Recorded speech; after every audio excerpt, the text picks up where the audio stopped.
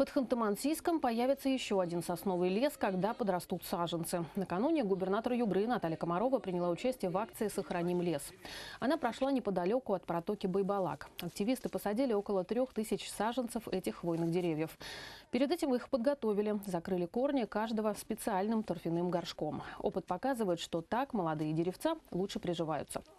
В конце весны на Байбалаке уже посадили около 2000 торфяных горшков с молодыми деревьями. 96% из них смогли прижиться на новом месте.